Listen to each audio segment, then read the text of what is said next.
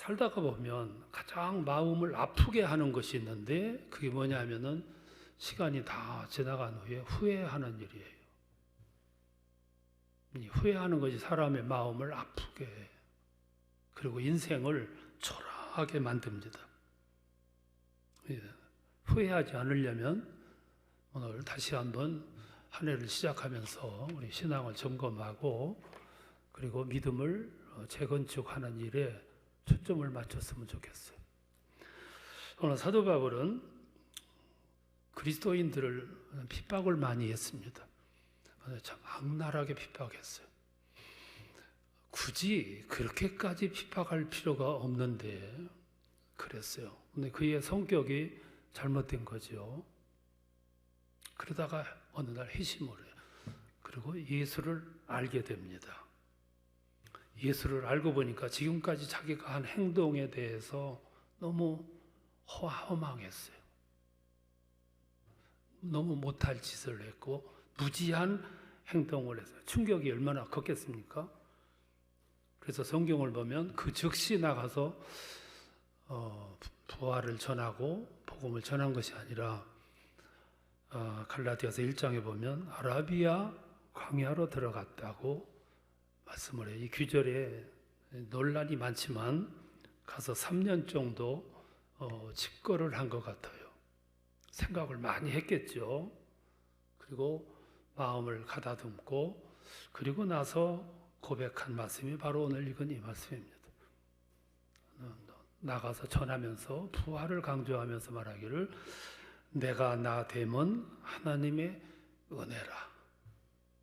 그리고 누구든지 이제부터 나를 괴롭게 하지 말아라. 내 몸에 예수의 흔적을 가지노라. 그리고 또 말했습니다. 사나 죽으나 나는 주의 것이로다. 얼마나 혼쾌합니까? 아주 혼쾌한 고백을 해요. 그 고백 속에 감격이 들어있어요. 그 감격에 적어도 4가지 감격. 나는 오늘 여러분들이 이 감격을 회복했으면 좋겠어요. 이 4가지 요소가 우리 믿음을 재건축하는데 가장 필요한 요소이기도 해요. 그 첫 번째 감격이 뭐냐면은 예수를 알게 됐다는 것의 감격이에요. 그래서 말합니다. 내가 나 된 것은 하나님의 은혜로 되었다. 그리고 8절에서 맨 나중에 만삭되지 못하여 난 자 같은 내게도 보이셨다. 이게 부활 주님이 직접 나에게 보여주셨다. 그런 뜻이에요. 빌립보서 1장 21절에 보면 그러므로 살든지 죽든지 내 몸에서 예수가 존귀해진다고 하면 내가 죽는 것도 유익하다. 감격이죠. 감격. 여러분 예수 믿고 나서 이런 감격 가져보셨습니까? 가슴을 가득 채워진 벅찬 감격. 이게 삶의 요소예요.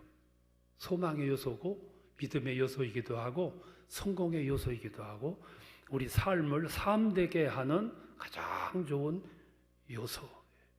감격. 내 마음속에 감격이 들어있으면 얼굴로 표정이 나타날 텐데 그 얼굴의 모습은 어떤 얼굴일까?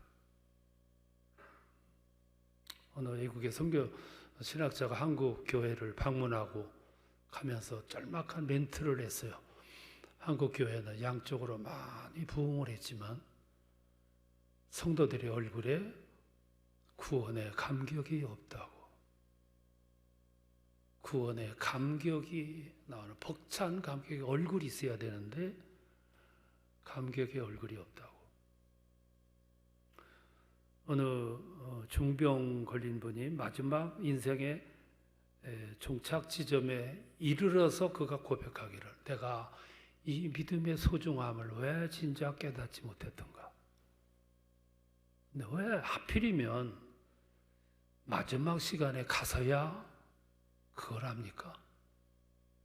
그 많은 시간, 그 많은 시간에 얼마든지 헌신하고 봉헌의 인생을 살 수 있는데 왜 시간이 다 지난 다음에야 아냐 이 말씀이에요.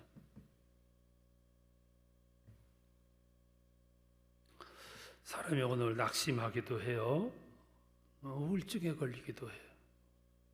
왜 우울증에 걸리는데? 그걸 고칠 수 있는 약은 없어요.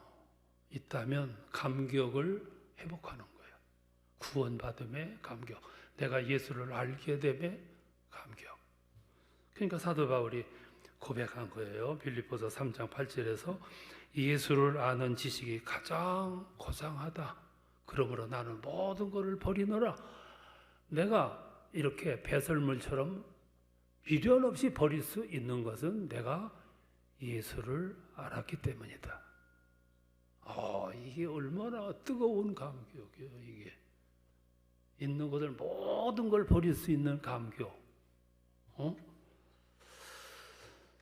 금년 한 해를 여러분들이 승리롭게 살아가는 동력은 간단해요. 기본으로 돌아가세요. 기초를 튼튼하게 하세요. 내가 예수를 만났을 때 그 감격, 그것만 회복한다면 여러분 앞에는 길이 열리고 막혔던 것이 헐어지고 새로운 목표가 보일 것이고 여러분이 가는 길에 힘이 솟아날 것입니다. 그런 축복이 함께 하시길 바랍니다. 예수 만남의 감격을 회복하라. 두 번째는 직분 주심에 대한 감격이에요. 사도 바울은 한때 제자들, 그리스도인들을 부활을 전하고 다닌다고 해가지고 이게 있을 수 있는 이론이냐? 그래서 부활 전하고 다니는 제자들을 무차별적으로 가서 핍박을 했어요. 그러다가 자기도 회심을 해서 사도가 돼요. 이제는 그렇게 핍박하던 부활을 자기 자신이 전하는 사람이 됐어요. 참 기가 막힌 환경 전환이죠. 그토록 부활 전하는 사람들을 핍박을 했는데 자기가 부활을 전하게 됐어요. 그래서 고백한 말씀이 9절에서 나는 하나님의 교회를 핍박하였으므로 사도라 칭함을 일컫지 못하겠노라. 이 말은 무슨 말이냐면 내가 이 직분을 받다니 내가 어떻게 그러니까 그 직분을 받음에 대한 무게를 느끼는 거예요. 무게를 느끼고 송구함을 느끼고 두려움을 느끼고 떨림을 갖는 거예요. 떨림. 그러면서 그 직분관에 대해서 이렇게 설명을 합니다. 로마서 11장 13절에 보면 이 직분을 영광스럽게 여기노니 디모데전서 1장 12절에 보면 나를 충성되이 여겨 내게 직분을 주셨으니. 여러분 새해 직분 받으셨죠? 이 떨림이 있습니까? 이 엄숙함, 무게를 느껴요. 왜 떨림과 무게를 느끼냐면은 이 직분을 주신 출처가 엄숙하기 때문에 그래요. 사도 바울은 갈라디아서 1장 1절에서 이렇게 고백을 해요. 사람에게서 난 것도 아니요 사람으로 말미암은 것도 아니요 오직 예수 그리스도와 그를 죽은 자 가운데서 살리신 하나님 아버지로 말미암아 사도된 바울은 이 직분이 어디로부터 왔냐면 위로부터 거기로부터 하나님께로부터. 이게 얼마나 무게를 느끼냐 이 말씀이야. 무게를 느끼니까 엄숙함을 느끼고 엄숙함을 느끼니까 떨림을 갖는 거예요. 이 직분에 대한 신성함. 대부분 이걸 몰라요. 모르니까 그 태도에서 엉뚱한 모습이 나와요.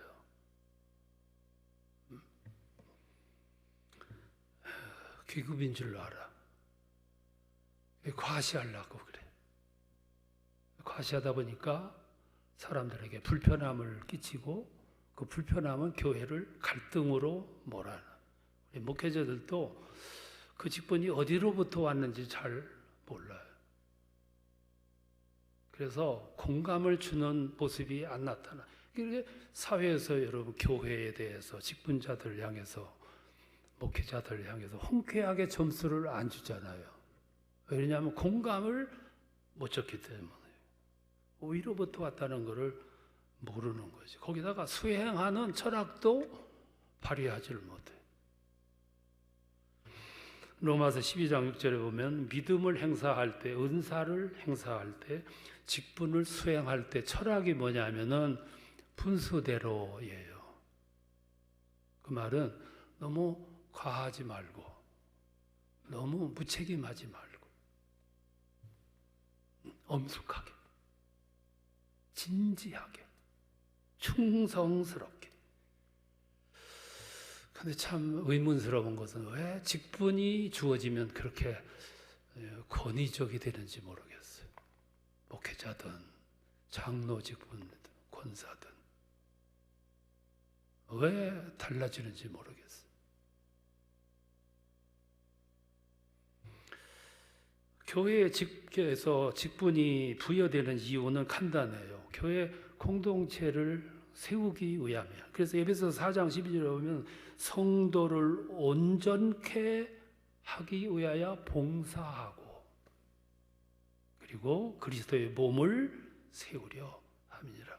교회라고 하는 하나님의 공동체, 예수의 몸을 세우기 위해서 직분자가 필요한 거예요. 직분자의 정신은 100% 섬김이에요. 100% 섬기는 모습이 보여져야 돼. 왜?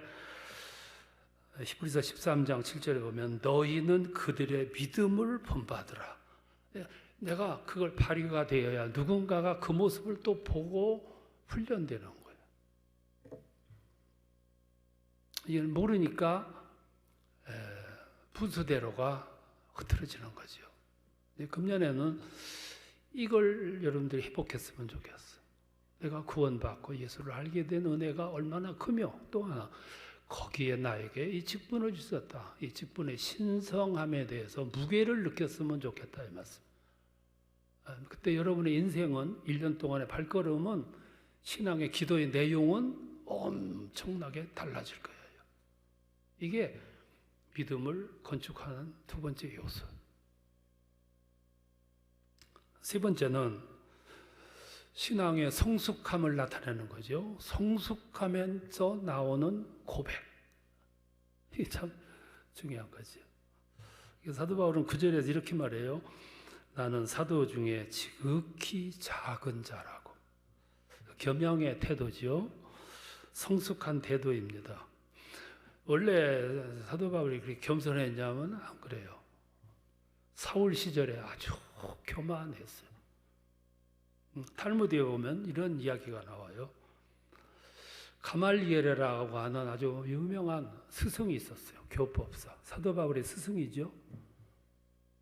근데 그 문화생 가운데 배우는 태도가 아주 건방지고 자기 스승에게도 막 덤비는 마구 논박하는 그것을 주저하지 않는 제자 하나가 있었다고 이름을 밝히지 않는데 그가 사도 바울이었다는 거예요. 아주 배우는 태도가 건방졌어. 스승에게도 대들어요. 이 제자들이 막 나가서 부활을 전합니다. 그러니까 제자들을 붙잡아 나가 놓고 사내들인 의회가 열렸어요. 이 사람들을 어떻게 처리할까? 중의가 모아지는데 엄벌에 처하자고. 그 중의의 흐름이 엄벌에 처하자는 방향으로 흘러요. 그때 가말리엘이라고 하는 교법사가 이렇게 중재합니다. 그러지 말자. 매를 몇 대 때려서 훈방시키자. 생각해봐라. 저들이 전하고 있는 부활의 교리가 저들이 만든 것이라고 하면 얼마 있으면 소멸될 것이다. 그런데 그 부활의 교리가 하나님이 주신 것이라면 우리가 하나님을 대적하는 것이 된다. 우를 범하지 말자. 그래서 회의를 무사히 마쳤어요. 그런데 사도 바울은 단호했어요. 스승이 그렇게 말함에도 불구하고 단호했어요. 그래서 결국 스데반을 죽이는데 앞장섭니다. 그 부분을 성경은 이렇게 증언을 해요. 사도행전 8장 1절에서 사울은 그가 죽임당함을 마땅히 여기니라.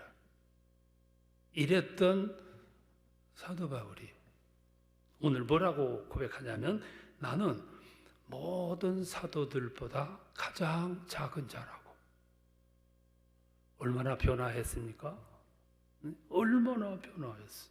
그러면서 죽음을 각오하고 나가서 복음을 전해요. 참 묘한 것은 죽으려고 작정하니까 더 안 죽는 거예요. 죽고자 하니까 더 안 죽어요.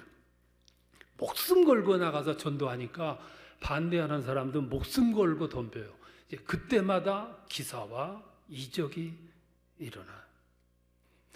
감옥에 갇히면 찬송을 부르면 지진이 일어나서 옥문을 열어주었고, 법정에 세우면 십자가의 도를 일장 연설을 통해서 전도를 하고, 배가 파선해서 죽게 되면 하나님이 건져주시고, 독사에 물리면 원주민들이 보라 저는 죄인이로다 곧 죽을 것이다. 근데 시간이 가도 안 죽으니까 원주민들은 그를 신으로 또 받들어요. 묘한 이치예요. 그래서 신앙의 세계는 신비한 역설의 이론이 적용되는 세계예요. 신앙이 성숙해지면 사람들은 자기를 부인합니다. 자기를 축소해요. 내가 축소된 만큼 너를 극대화해요. 그때부터 생각이 달라지고, 그리고 삶의 기준이 달라져요. 그들을 섬기려 하고 나누려 하고 베풀려 하고. 옛날에는 감당할 수도 없었는데 이 믿음에 점령당한 후에 놀라운 결단, 자기 부정을 감행하는 거죠. 이걸 역설의 진리라고 그럽니다. 신앙의 세계는 이 진리가 적용되는 세계예요. 사도 바울은 모든 사도들보다 내가 가장 작은 자라 그럽니다. 그럼 정말 작은 자였냐? 내가 작아지니까 하나님은 그를 높이 들어서 권위 있게 하셨고 능력 있게 하셨고 가는 곳마다 큰 자를 만드시는 이 역설의 진리예요. 이걸 회복하자. 이게 성공의 요소, 이게 승리의 요소다 이 말씀이지. 이게 믿음의 집을 재건축하는 데 가장 중요한 요소라는 거예요. 그래서 오늘 금년하는 우리 입에서 항상 나는 작은 자, 그러면 주님은 우리를 세워주시는 이런 은혜가 함께 주어지시기를 축원합니다. 이게 믿음을 재건축하는 요소예요. 마지막 하나가 더 있어. 봉헌의 삶을 고백하는 겁니다. 10절에 보면 내가 모든 사도보다 더 많이 수고하였다 그랬어요. 그래서 말씀하기를 그것조차도 내가 한 것이 아니고 하나님의 은혜라. 최선 다했다고 말이죠. 나는 내가 서 있는 자리에서 내게 주어진 임무에서 내게 주어진 직분에서 최선을 다했다. 이런 사람은 행복한 사람이죠. 여러분, 삶의 모습 중에서 최고의 삶은 섬기는 삶, 헌신의 삶. 사람들이 철들면 나누려고 해요. 헌신하려고 하고, 그리고 봉사하려고 하고, 기부하려고 해요. 왜 그러냐면 봉헌의 삶이 어떤 삶인가를 알기 때문에 그렇습니다. 얼마나 소중한가를 잘 알잖아요. 봉헌의 삶을 살게 되면 마지막에 대한 기대가 있어요. 그래서 사도 바울은 디모데후서 4장 8절에서 그러잖아요. 이제 후로는 나를 위하여 의의 면류관이 예비되었으리라. 얼마나 소망이에요. 소망. 그래서 성경은 마지막을 강조해요. 종말을 강조하고 평가를 강조해요. 마지막에 되면 두려운 것이 있는데 그게 평가예요. 우리 인생을 살면 신앙인이 직분을 감당하면 마지막에 가가지고 세 가지 평가를 받아야 됩니다. 하나는 하나님으로부터의 평가예요. 로마서 2장 3절에 보면 네가 하나님의 판단을 피할 수 있겠느냐 그래. 누구도 그 심판을 피할 수가 없어요. 그래서 성경에 보면 평가를 말씀하잖아요. 달란트 비유, 씨 뿌리는 비유, 평가를 말하는 거죠. 하나님으로부터의 평가를 무섭게 받아요. 두 번째는 우리 주변에 함께 살아갔던 사람들로부터의 평가를 받아. 한 사람 인생을 살고 세상을 떠났어요. 장례식장에 가가지고 많은 사람들이 와서 조문을 하고 가요. 말은 않지만 조문을 하면서 이렇게 보면 당신은 성공한 인생을 살았습니다. 이게 평가지요. 엄숙한 평가. 당신은 최선을 다한 아름다운 삶을 살아 가셨습니다. 이런 평가를 받을 수 있다면